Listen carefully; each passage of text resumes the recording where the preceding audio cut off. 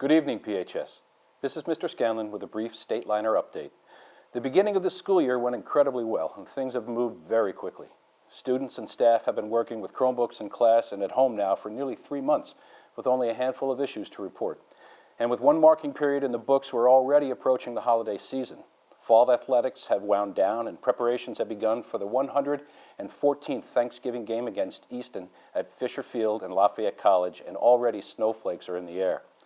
October was Domestic Violence Awareness Month, and several student organizations created awareness by utilizing social media and grassroots campaigns during lunch to make sure staff and students are informed about topics such as addiction and mental health, bringing them to the forefront of conversation in the classroom and at home.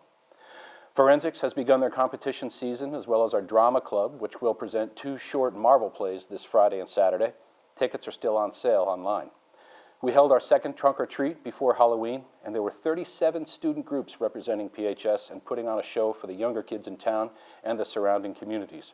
Over 300 little ones ran around the parking lot that day. Additionally, FFA traveled to Indiana and competed in their 92nd National Convention in Creed Speech and Floriculture. So we're nearly a third of the way through our school year, believe it or not, and the weather continues to grow colder and colder.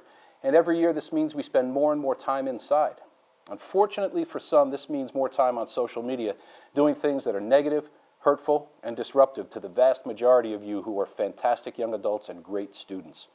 I want to remind everyone of the high priority the staff and administration at PHS place on keeping these halls welcoming and safe for all students. I've said before that first and foremost, this is your school. I've suggested that you talk about ways to keep this building safe, and every student is urged to do their best by modeling good behavior and even saying something to those who try and disrupt the normal flow of the school day. I'm continually impressed by the level of instruction from our teachers. By the way, our SAT scores have increased school-wide by 50 points in English and in math. Kudos to teachers and students there.